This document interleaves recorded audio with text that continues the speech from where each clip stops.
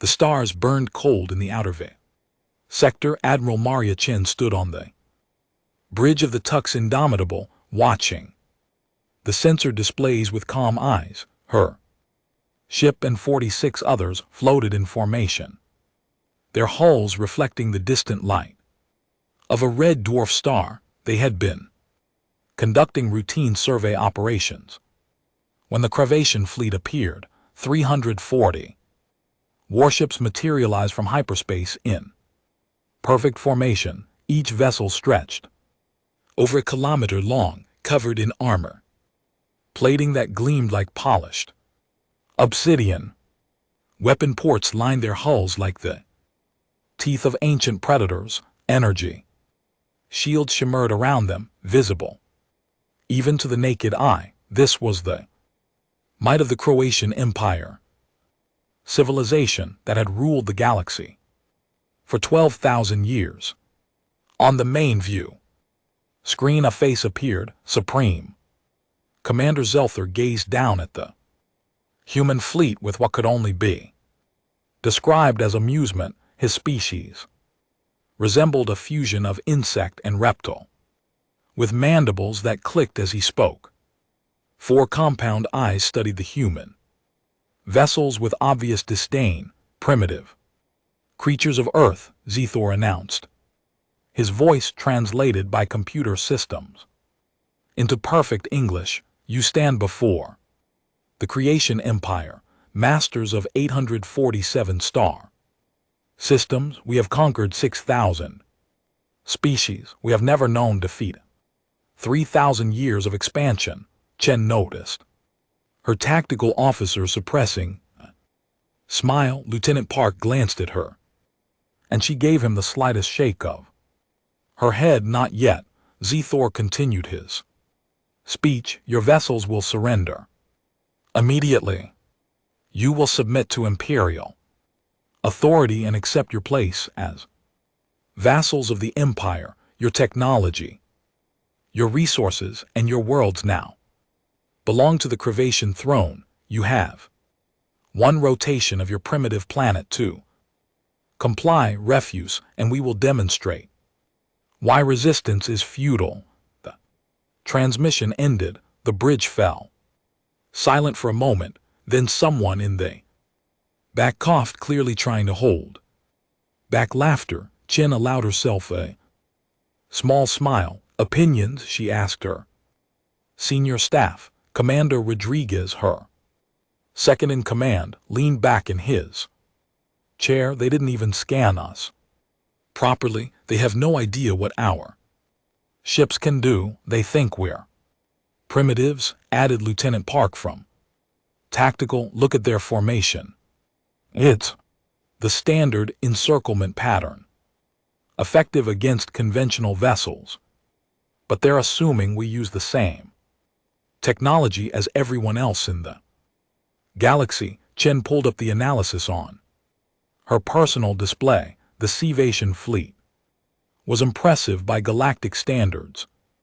Particle beam weapons capable of punching through standard shielding, plasma torpedoes that could vaporize asteroids, quantum shields that had protected them for millennia. Their tactics had been refined through thousands of battles against thousands of species. What Zethor didn't know was that humanity had been watching, waiting, learning. 80 years ago, an alien probe entered the solar system. It didn't come in peace. It fired on the Mars colonies without warning, killing 12,000 people in the first hour. That day changed everything.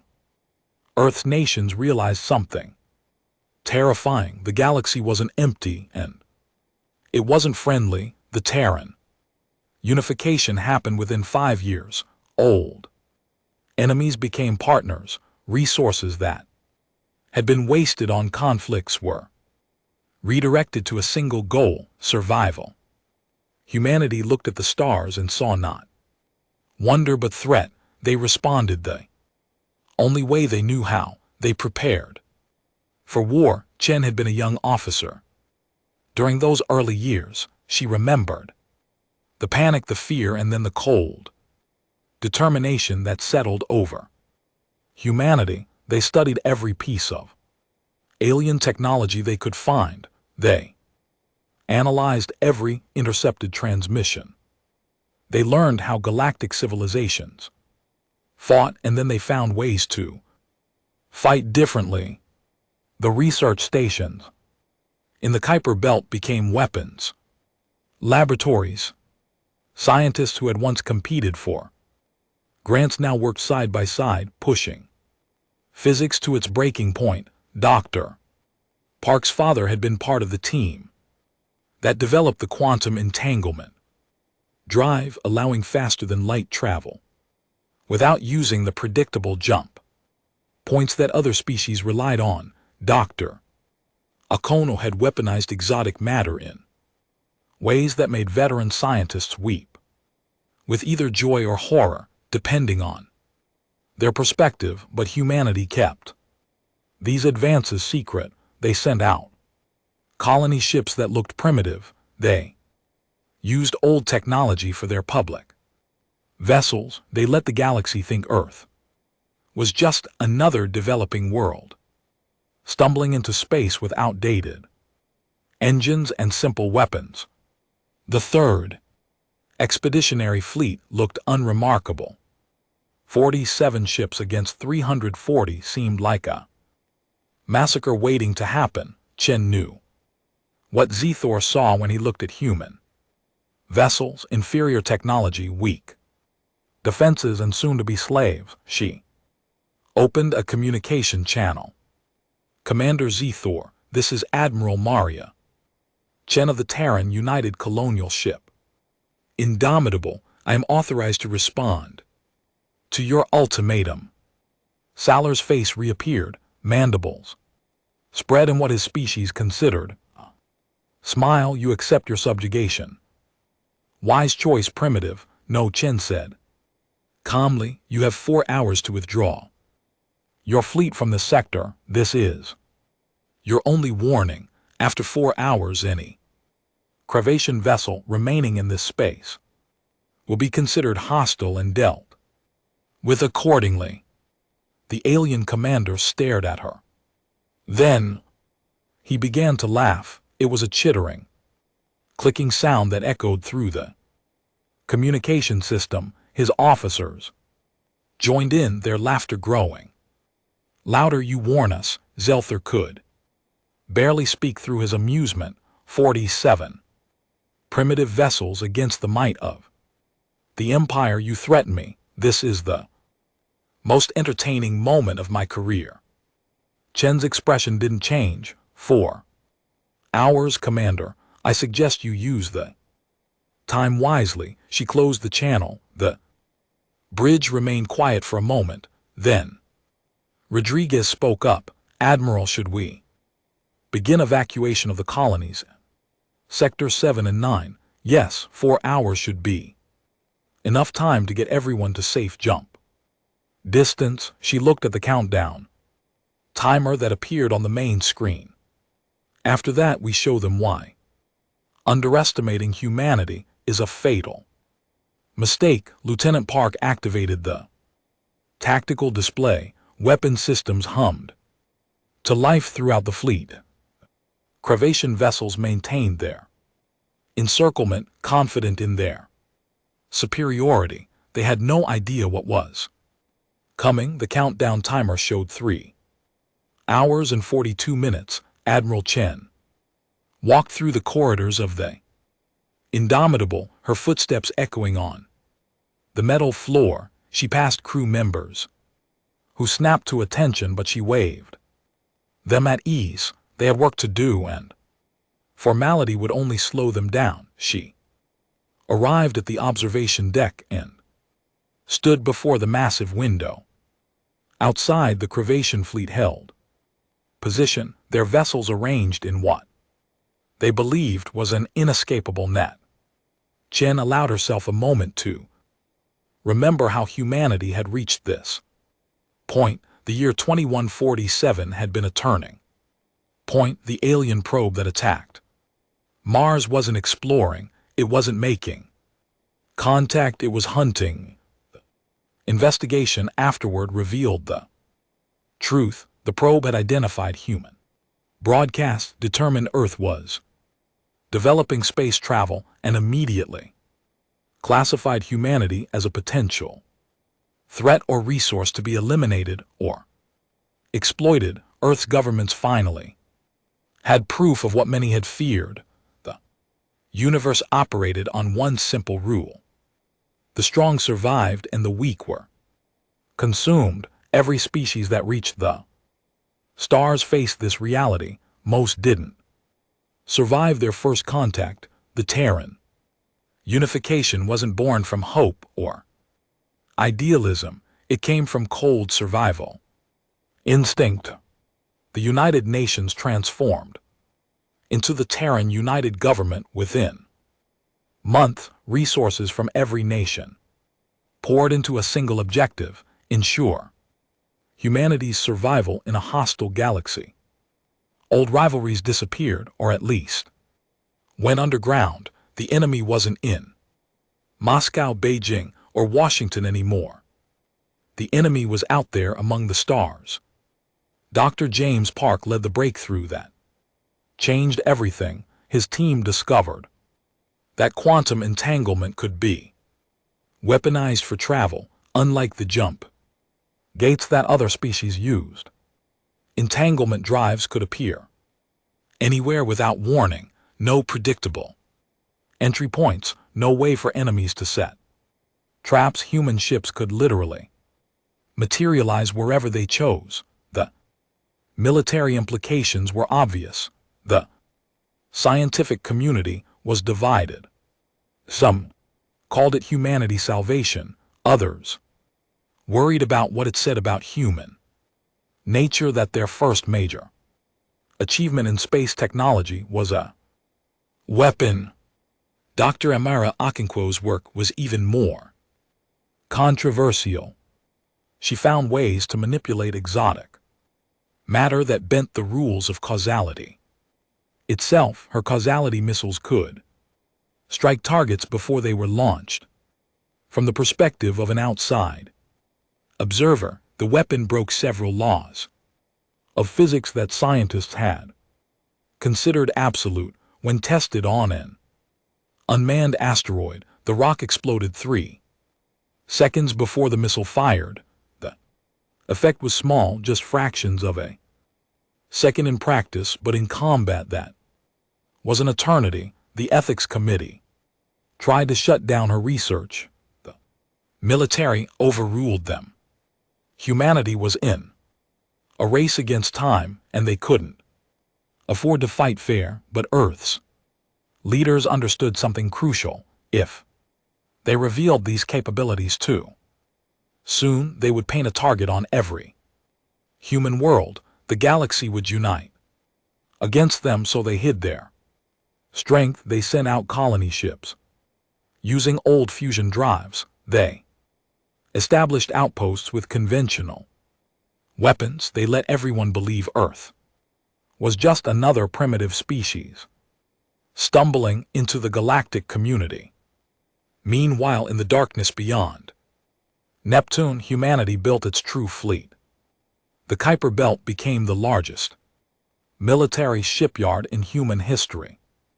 Asteroids were hollowed out and converted into factories.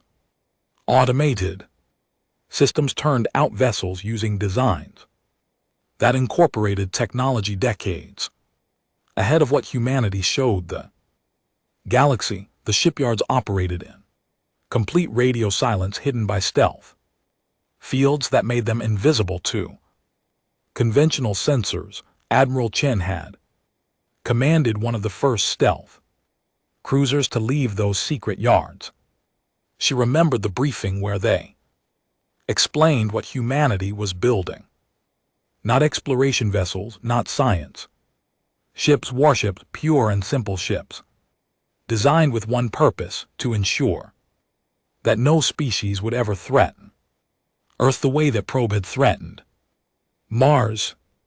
The Third Expeditionary Fleet looked Small and unremarkable on purpose, 47. Ship seemed like an easy target. The hulls were designed to appear simple, even crude.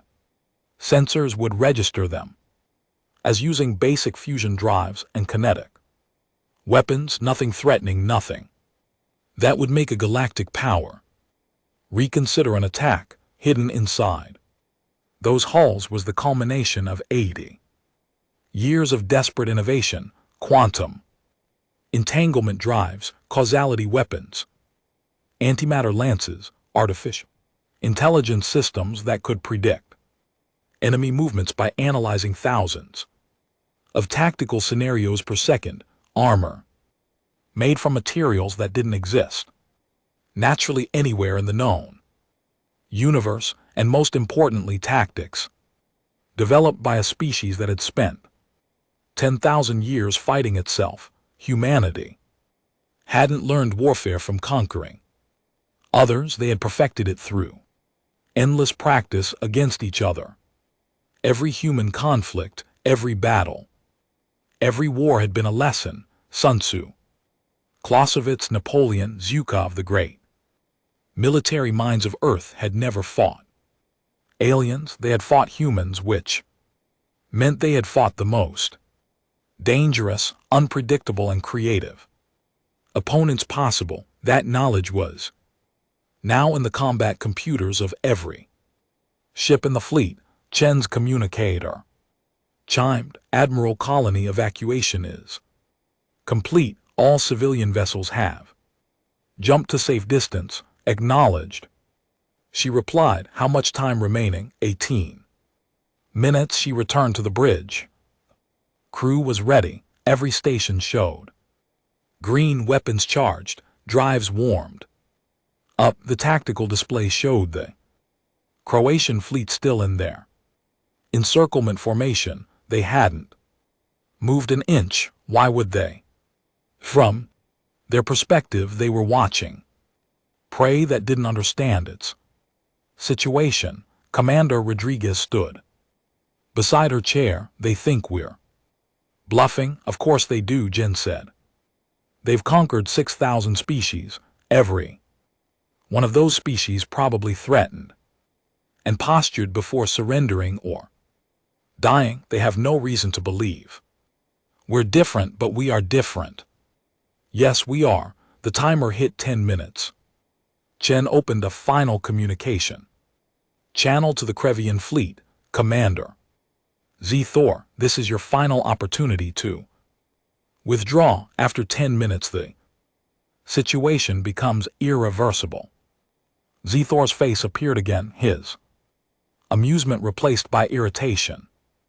"Enough of this primitive posturing. We grow tired of your 9 minutes." Chen interrupted. "You're wasting time." She closed the channel. The bridge crew waited in silence. Every second ticked away. The creation vessels remained stationary, their weapons trained on the human ships. They were predators, watching prey, confident in their superiority, completely unaware that the situation was nothing like what they assumed. 2 minutes, Lieutenant Park announced. Chen settled into her command chair. Her fingers moved across the control panel, entering her authorization codes. Around the fleet, every captain did the same. The ships linked into a tactical network, their AI systems synchronizing. Human vessels that looked scattered and disorganized suddenly became a single, unified entity, each ship a cell in a larger organism. 1 minute, the crew held their breath. This was it. The moment that would determine whether humanity survived as a free species or became another footnote in the Kravadian Empire's long history of conquests. "Time," Park said quietly. Admiral Chen took a breath, then she spoke 2 words that would echo across the galaxy. "Open fire." The countdown timer showed 3 hours and 42 minutes. Admiral Chen walked through the corridors of the Indomitable, her footsteps echoing on the metal floor, she passed crew members who snapped to attention, but she waved them at ease. They had work to do, and formality would only slow them down. She arrived at the observation deck and stood before the massive window. Outside, the Cravation fleet held position, their vessels arranged in what they believed was an inescapable net. Chen allowed herself a moment to remember how humanity had reached this point. The year 2147 had been a turning point. The alien probe that attacked Mars wasn't exploring, it wasn't making contact, it was hunting. Investigation afterward revealed the truth. The probe had identified human broadcasts, determined Earth was developing space travel, and immediately classified humanity as a potential threat or resource to be eliminated or exploited. Earth's governments finally had proof of what many had feared. The universe operated on one simple rule. The strong survived and the weak were consumed. Every species that reached the stars faced this reality. Most didn't survive their first contact. The Terran unification wasn't born from hope or idealism. It came from cold survival instinct. The United Nations transformed into the Terran United Government. Within months, resources from every nation poured into a single objective: ensure humanity's survival in a hostile galaxy. Old rivalries disappeared, or at least went underground. The enemy wasn't in Moscow, Beijing, or Washington anymore. The enemy was out there among the stars. Dr. James Park led the breakthrough that changed everything. His team discovered that quantum entanglement could be weaponized for travel, unlike the jump gates that other species used. Entanglement drives could appear anywhere without warning. No predictable entry points, no way for enemies to set traps. Human ships could literally materialize wherever they chose. The military implications were obvious. The scientific community was divided. Some called it humanity's salvation, others worried about what it said about human nature, that their first major achievement in space technology was a weapon. Dr. Amara Okonkwo's work was even more controversial.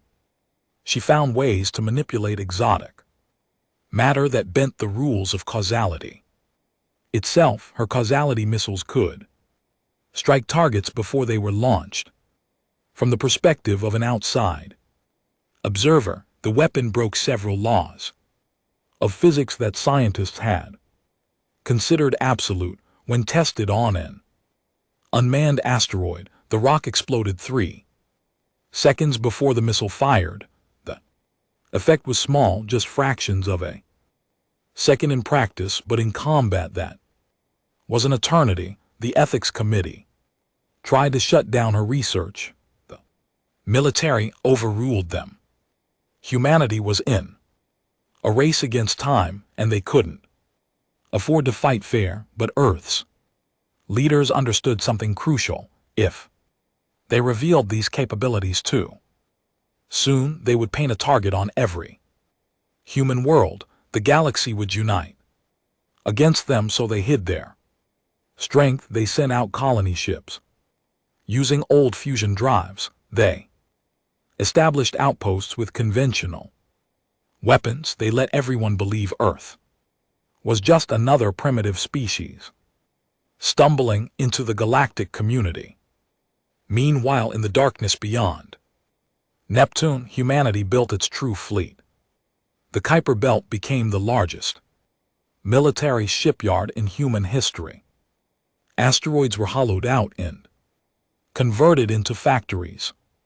Automated systems turned out vessels using designs that incorporated technology decades ahead of what humanity showed. The Galaxy, the shipyards operated in. Complete radio silence hidden by stealth. Fields that made them invisible to conventional sensors. Admiral Chen had commanded one of the first stealth cruisers to leave those secret yards. She remembered the briefing where they explained what humanity was building. Not exploration vessels, not science. Ships, warships, pure and simple ships. Designed with one purpose, to ensure that no species would ever threaten Earth the way that Probe had threatened Mars. The Third Expeditionary Fleet looked small and unremarkable on purpose. 47 ships seemed like an easy target. The hulls were designed to appear simple, even crude. Sensors would register them as using basic fusion drives and kinetic weapons, nothing threatening, nothing that would make a galactic power reconsider an attack. Hidden inside those hulls was the culmination of 80 years of desperate innovation: quantum entanglement drives, causality weapons, anti-matter lances, artificial intelligence systems that could predict enemy movements by analyzing thousands of tactical scenarios per second, armor made from materials that didn't exist naturally anywhere in the known universe, and most importantly tactics developed by a species that had spent 10,000 years fighting itself. Humanity hadn't learned warfare from conquering others, they had perfected it through endless practice against each other. Every human conflict, every battle, every war had been a lesson. Sun Tzu, Clausewitz, Napoleon, Zhukov the Great. Military minds of Earth had never fought aliens, they had fought humans, which meant they had fought the most dangerous, unpredictable, and creative opponents possible. That knowledge was now in the combat computers of every ship in the fleet. Chen's communicator chimed. Admiral, colony evacuation is complete. All civilian vessels have jumped to safe distance. Acknowledged. She replied. How much time remaining? 18 minutes. She returned to the bridge. Crew was ready. Every station showed green, weapons charged, drives warmed up. The tactical display showed the Croatian fleet still in their encirclement formation. They hadn't moved an inch. Why would they? From their perspective, they were watching prey that didn't understand its situation. Commander Rodriguez stood beside her chair. They think we're bluffing. Of course they do, Chen said. They've conquered 6,000 species. Every one of those species probably threatened and postured before surrendering or dying. They have no reason to believe we're different, but we are different. Yes, we are. The timer hit 10 minutes. Chen opened a final communication channel to the Krevian fleet. Commander Z. Thor, this is your final opportunity to withdraw. After 10 minutes the situation becomes irreversible. Z. Thor's face appeared again, his amusement replaced by irritation. Enough of this primitive posturing. We grow tired of your 9 minutes. Chen interrupted. You're wasting time. She closed the channel. The bridge crew waited in silence. Every second ticked away. The creation vessels remained stationary, their weapons trained on the human ships. They were predators, watching prey, confident in their superiority, completely unaware that the situation was nothing like what they assumed. 2 minutes, Lieutenant Park announced. Chen settled into her command chair. Her fingers moved across the control panel, entering her authorization codes. Around the fleet, every captain did the same.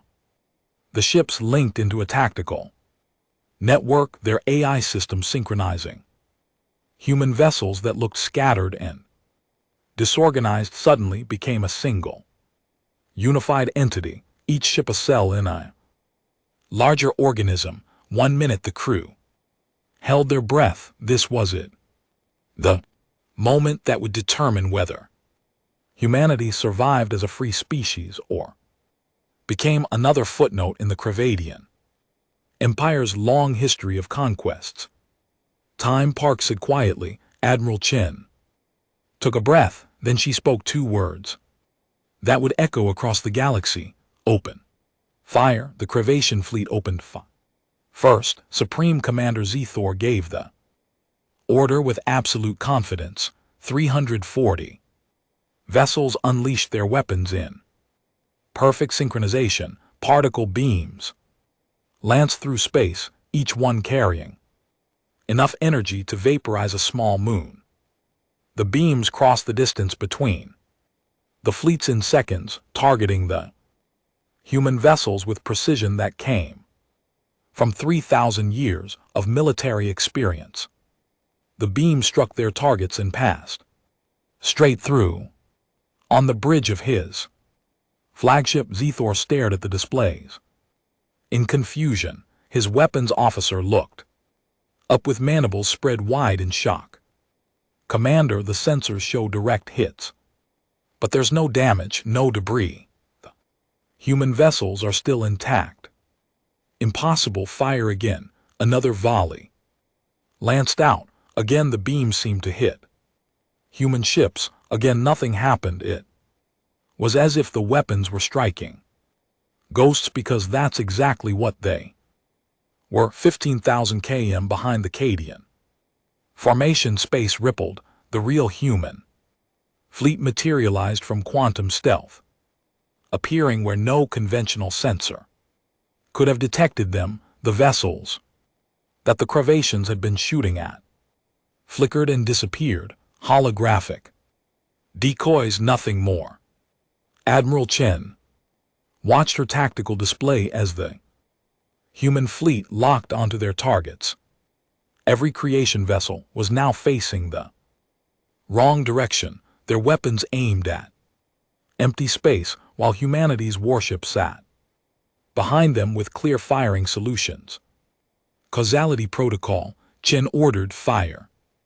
The causality missiles launched to an outside observer. What happened next would seem impossible. 200 Cation vessels exploded in brilliant flashes of light. Debris scattered across space. Hull plates spun away from the detonations. Then, a fraction of a second later, the missiles left their human launch tubes. The weapons had struck before they were fired. Physics bent around human technology in ways the galaxy had never seen. Salar's flagship rocked as nearby vessels exploded. Alarm screamed across his bridge. His tactical officer was chittering in panic, unable to process what the sensors were showing. Ships were being destroyed, but the cause appeared before the effect. It violated every law of physics that Krevian science understood. Evasive maneuvers. Zethor commanded. All vessels break formation, and the human fleet moved, but they didn't move like conventional ships. There was no acceleration, no visible propulsion. The vessels simply disappeared from one location and reappeared in another. Quantum tunneling across the battlefield.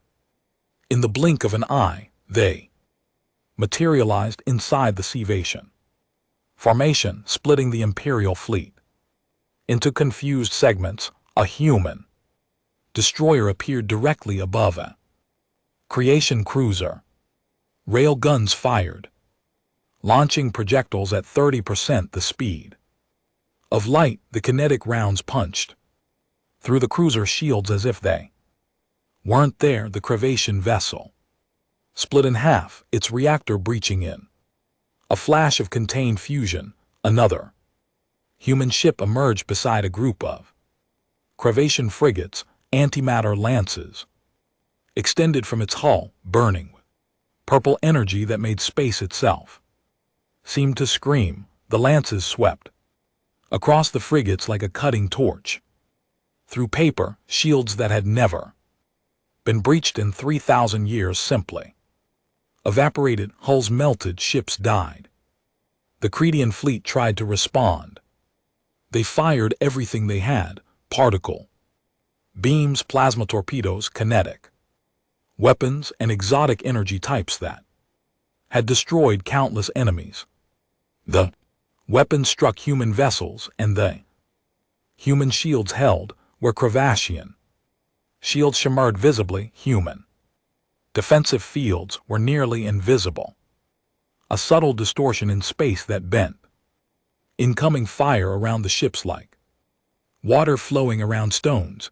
Zor watched his fleet die. 3 minutes into the battle, he had lost over half his vessels. The survivors were trying to retreat, but the human ships pursued. With terrifying efficiency, they moved like predators, cutting off escape routes and herding the creation vessels into kill zones. On the Indomitable, Lieutenant Park coordinated the attack with calm precision. Human AI systems are predicting creation movements 3 seconds in advance. They're trying to use tactical pattern Delta 7. Recommend we counter with already done. Chen interrupted. The AI is adapting faster than they can react. They're fighting the last war. We're fighting the next one. A Cevation dreadnought twice the size of any human vessel turned to face the Indomitable, its main weapon powered up, a massive particle cannon that had destroyed entire fleets in past battles. The weapon fired a beam of destructive energy that could punch through planet's crust. The Indomitable didn't dodge. The beam struck its forward shield and simply stopped the energy, dissipating into nothing. Then the human flagship returned fire. A single causality missile launched struck the dreadnought before it left the tube, and the massive vessel exploded from the inside out. 18 minutes, that's how long the Battle of Outer Vale lasted.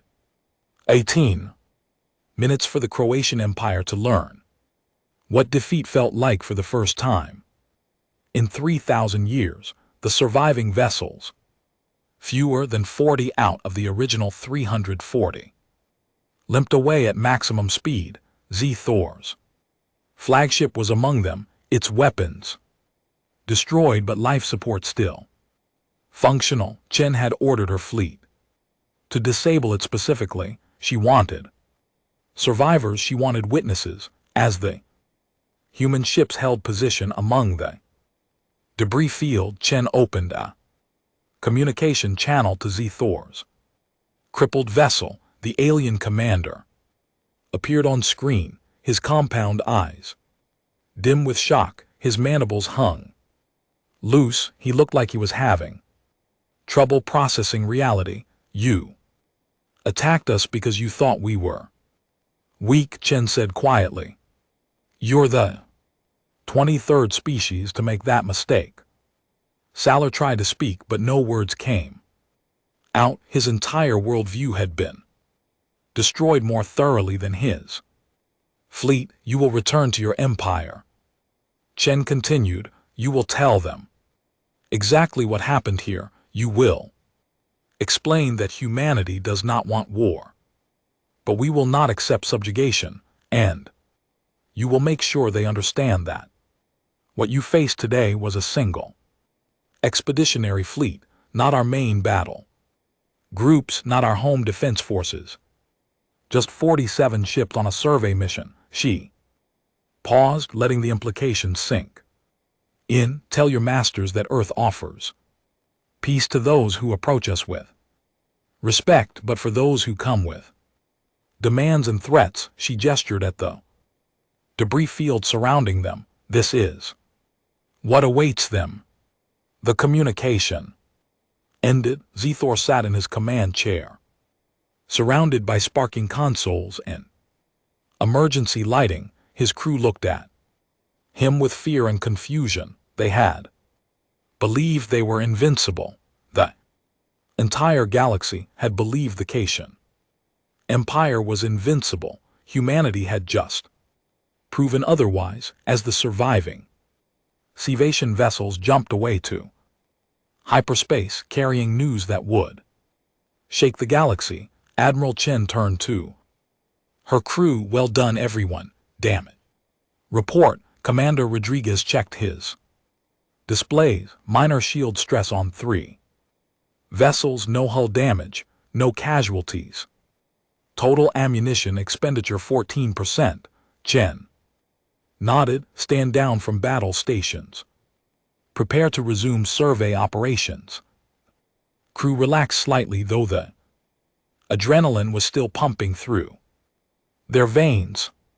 They had just fought and won against impossible odds, except, Chen reflected, the odds hadn't really been against them. The creations never had a chance. They just didn't know it until it was too late. That was the advantage of letting others underestimate you. That was the lesson humanity had learned from 80 years of careful planning and patient waiting.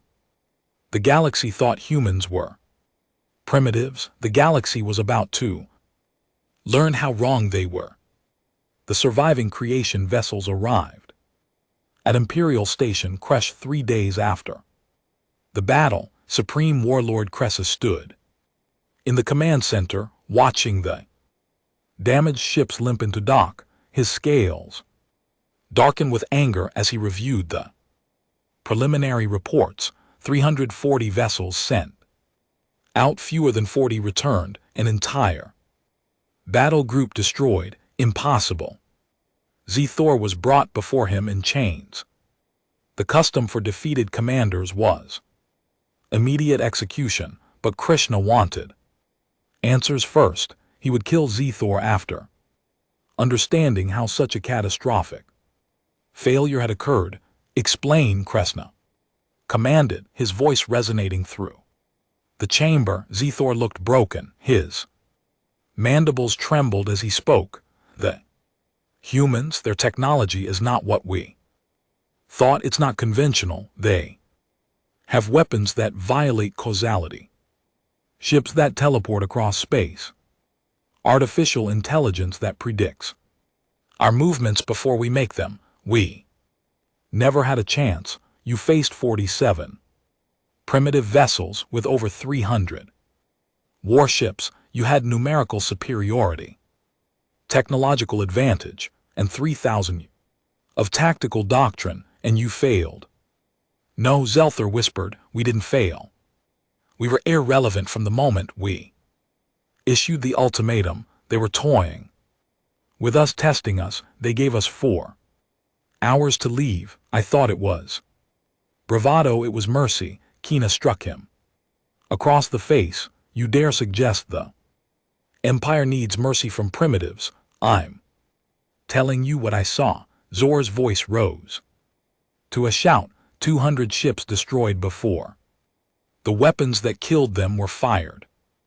Vessels appearing and disappearing across the battlefield. Technology that makes our shields look like paper. They didn't just defeat us, they made us obsolete. The chamber fell silent. Kressa gestured to his science advisor, an old creation named Velmoth who had served the Empire for 200 years. Velmoth stepped forward carrying a data tablet.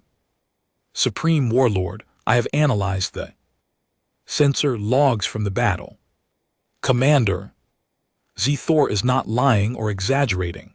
The humans demonstrated several technologies we have never encountered. Their causality weapons alone represent breakthrough in physics that our scientists say is theoretically impossible. Nothing is impossible. Find an explanation. We have an explanation. Supreme Warlord, it's just not one you'll like. Veloth activated a holographic display showing human vessel Schematics, humanity approached physics from entirely different mathematical frameworks than the rest of the galaxy.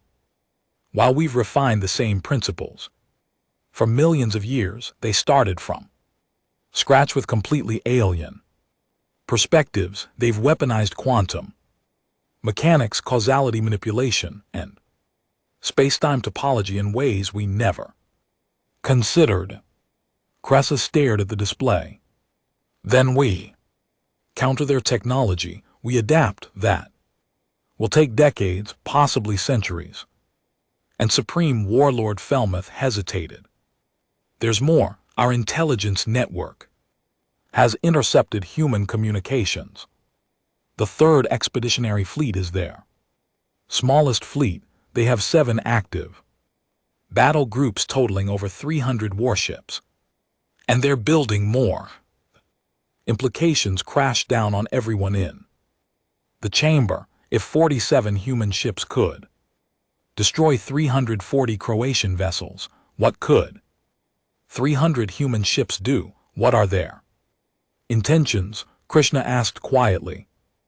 Unknown, but their admiral sent a message. They don't want war, but they won't accept subjugation. They're offering peaceful relations to those who approach them with respect. Krishna's claws scraped against the stone floor. He had ruled the Sevatian military for 60 years. He had overseen the conquest of 200 star systems. He had never backed down from a challenge, but he wasn't stupid either. Sometimes survival required swallowing pride. Send a message to the Council of Dominion. Tell them we need to discuss the human situation. Across the galaxy, similar conversations were happening. The Council of Dominion held an emergency session at their headquarters on Nexus Prime. 12 of the galaxy's most powerful empires sent representatives. The circular chamber buzzed with concerned voices as holographic displays showed footage from the Battle of Outer Vale. Ambassador Threll of the Vexillian Matriarchy studied the battle data with her 6 eyes. Her species had conquered their way across 3 spiral arms of the galaxy over 5 million years. They had seen countless civilizations rise and fall, but she had never seen anything like this. I propose immediate military action, declared Ambassador Corin of the Hegemony. His species resembled crystalline beings that communicated through light patterns. The humans represent an existential threat to galactic stability. We must unite against them before they grow stronger. With what? THRL asked calmly. Did you watch the same battle I did? The creations had overwhelming superiority and were annihilated. How many ships would we need to send? How many would we lose? We unite the entire Council, 20,000 warships from all our empires combined. Surely that would overwhelm them, would it? THRL projected a tactical analysis. Human technology allows them to strike first, teleport across battlefields, and predict enemy movements. Numbers may not matter, and even if we won, the cost would be catastrophic. We'd weaken ourselves enough that our rivals would take advantage. The chamber erupted argument. Some advocated for immediate war, others counseled caution. Still others suggested diplomacy. Ambassador THRL waited for the noise to die down before speaking again. I've studied Earth's history. It's available in their public databases. Surprisingly, they're remarkably open about their past. She projected images of human warfare. Through the centuries, this species spent 10,000 years fighting itself, not fighting for survival against other species fighting each other. They've refined warfare to an art form against the most dangerous opponents possible. Themselves. What's your point? Corin demanded. My point is that we've conquered thousands of species who were apex predators on their worlds for a time, but humans, they were prey for millions of years, then became predators, then became predators to each other for thousands of generations. They've had no evolutionary rest. Their entire development has been shaped by constant conflict. We cannot comprehend how they think about warfare, because we've never faced anything like them. The chamber fell silent. The implications were disturbing. Every species in the council had evolved on worlds where they became dominant. They fought to expand, to conquer, to acquire resources. But they all eventually reached a point where external threats were manageable. Humans never had that luxury. They had competed against themselves at every stage of development. The result was a species that approached conflict with creativity, unpredictability, and ruthlessness that the galaxy had never encountered. So what do you propose? Asked Ambassador Soreth of the collective. I propose we extend them an invitation to join the council, not as vassals, as equals. The suggestion caused another eruption of argument. Equal status was reserved for civilizations that had proven themselves. Over millions of years, humanity had barely left their home system a century ago, but they had also destroyed the creation battle group in 18 minutes. After hours of debate, the vote was called. By a narrow margin, the council agreed humanity would be invited to join the galactic community as equals. It was unprecedented, it was controversial, but it was also pragmatic. As THRL left the chamber, she reflected on the situation. For millions of years, the galaxy had operated on established rules. The strong conquered the weak. Technology advanced slowly along predictable paths, and the Council of Dominion maintained order through military might. Humanity had just rewritten all those rules. They had announced their presence not through diplomacy or gradual integration, but through a demonstration of power so overwhelming that the galaxy had no choice but to take them seriously. The universe was about to get very interesting. 6 months after the Battle of Outer Vale, Admiral Maria Chen stood before the massive doors of the council chamber on Nexus Prime. She had been promoted to Grand Admiral and given command of Earth's diplomatic mission. Behind her stood a delegation of humanity's finest scientists, diplomats, military advisors, and cultural representatives. They wore formal uniforms designed specifically for this occasion, blending Earth's military traditions with elements meant to show respect for galactic customs. The doors opened. Chen led her delegation into the circular chamber where 12 of the galaxy's most powerful empires had gathered, representatives from species that had ruled the stars for millions of years. Watch the humans enter. Some looked curious, others appeared wary. A few radiated barely concealed hostility. Chen walked to the center of the chamber, where a platform had been prepared for her. The lighting focused on her, making her feel like a specimen under examination. She supposed that's exactly what she was. Humanity was being evaluated, judged, and assessed by civilizations that had existed before Earth's continents had finished forming. Ambassador THRL of the Vexillian matriarchy spoke first. Her translator converted her bioluminescent communication into words. Grand Admiral Chen, on behalf of the Council of Dominion, we welcome humanity to this gathering. Your species has been extended an unprecedented invitation to join this council as equals with full voting rights and representation. We thank the council for this honor. Chen replied, her voice steady and calm. She had rehearsed this moment for months, but nothing could truly prepare someone for speaking to representatives of species that collectively controlled hundreds of thousands of star systems. Before we proceed, THRL continued, we wish to understand your intentions.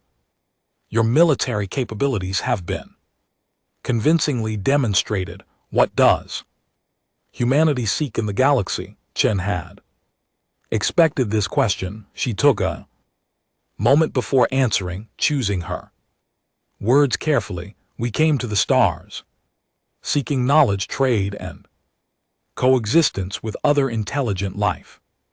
That was humanity's dream for generations. We imagined a peaceful galaxy where civilizations shared discoveries and worked together toward common goals. She paused, letting her words sink in. Then we learned the truth. The first alien contact we experienced was a probe that killed 12,000 of our people without warning.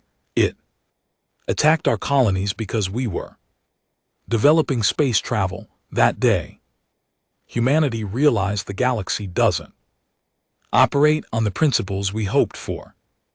It operates on strength. The strong survive, the weak are consumed or subjugated.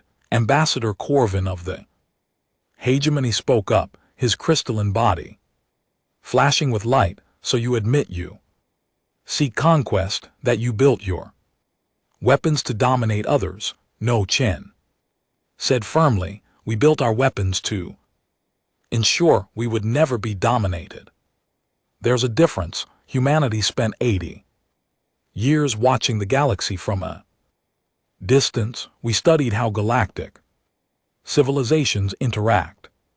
We learned that respect isn't given freely, it must be earned. So we became strong enough that you have no choice but to treat us as equals. The chamber buzzed with translated conversation. Chen continued before anyone could interrupt. But understand this, humanity remembers what it was like to be weak. We remember the probe that killed our people. We remember every species that attacked our early colonies thinking we were easy prey. We remember all of it. Her voice hardened slightly. We will defend ourselves and our interests without hesitation or mercy. Anyone who threatens Earth or human worlds will face the same fate as the Croatian battle group. We won't apologize for surviving. We won't feel guilty for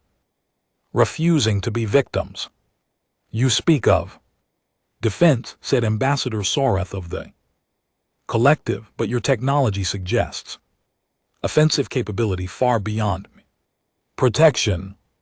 Every defense looks like an offense to someone planning to attack. Chen replied, our technology is designed to make attacking us too costly to consider. That's not war-mongering.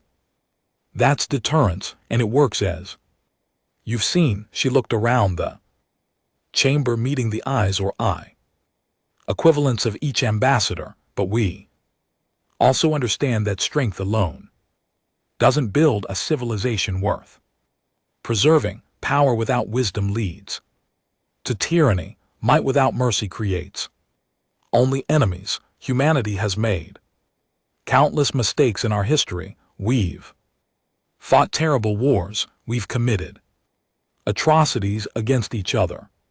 We learned through painful experience that true security comes not from dominating others, but from building relationships based on mutual respect and benefit. Chen gestured to her delegation. That's why we're here. We're offering fair partnership to those who approach Us in good faith, we have technology too. Share resources to trade, knowledge too. Exchange, we can contribute to Galactic. Science, culture, and prosperity, but only with those who see us as equals. Not as primitives is to be exploited or conquered. The chamber fell silent for a long moment, then Ambassador THRL spoke again. Your words are diplomatic, Grand Admiral, but words are easy. What guarantees can you offer that humanity won't become the next aggressive empire? The same guarantee you offer, Chen said. None. Every civilization in this chamber conquered others to reach their position.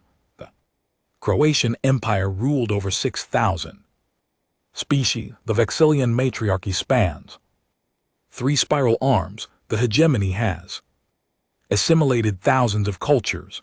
All of you built your power through force. At some point in your history, she spread her hands. Humanity is no different. We're capable of great violence, but we're also capable of great cooperation. We're offering a choice: work with us as partners or stand aside and let us pursue our interests alone. Either way, we're not going away, we're not going to submit, and we're not going to fail. Ambassador Corvin flashed angrily. You threatened this council. No, I'm being honest with you. Threats are what you make when you're unsure of your position. We're sure of ours. Chen's expression softened slightly. Oh, but I prefer partnership to isolation. I'd rather build trade agreements than weapons. I'd rather exchange cultural artifacts than fire. I believe most of you feel the same way, so let's build something better than what came before.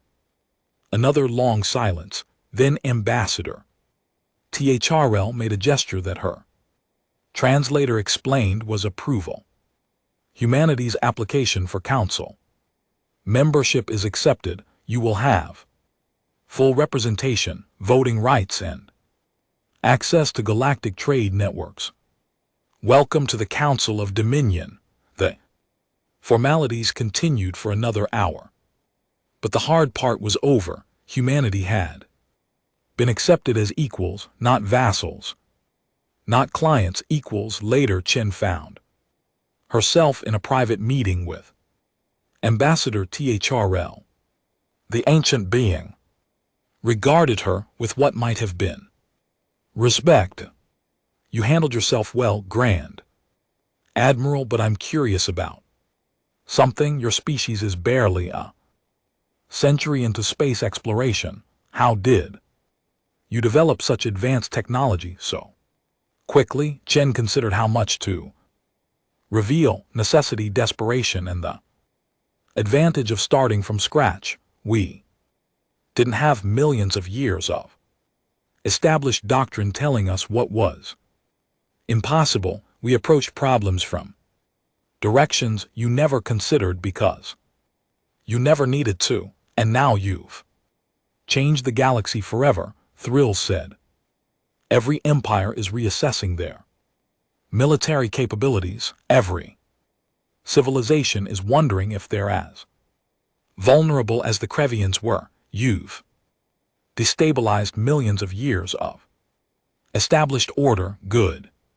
Chen said the established order was built on the assumption that might makes right, that the strong rule and the weak serve. Maybe it's time for a different kind of order, one where species cooperate because it's mutually beneficial, not because they're forced to. Thrills species didn't smile, but her bioluminescence shifted to what the translator indicated was amusement. You're idealistic for someone who just threatened the entire council. I didn't threaten, I established boundaries. There's a difference. Perhaps time will tell if humanity lives up to its promises. THRL paused. There's someone who wishes to speak with you. Former Supreme Commander Z Thor of the Cravatian Empire, Chen raised an eyebrow. He's here. He requested to serve as Cravatian ambassador to Earth. His empire agreed, hoping he could help establish peaceful relations. He's waiting outside. Salar entered the room, his bearing much different from the arrogant commander who had issued an ultimatum 6 months ago. He approached Chen and performed a gesture of respect from his culture. Grand Admiral, I wanted to speak with you before you returned to Earth. Commander Zelther, or should I say, Ambassador, either is acceptable. I wanted to apologize for my arrogance. During our first encounter, I underestimated your species completely. You weren't the first, you probably won't be the last. No, but I learned the lesson more dramatically than most. His mandibles clicked in what might have been woeful humor. I thought we were teaching primitives their place in the galaxy. Instead, we learned that the universe is larger and stranger than 12,000 years of conquest taught us. We believed we knew everything about warfare. You proved we knew nothing. Chen studied him. You're accepting this position to prevent future conflicts.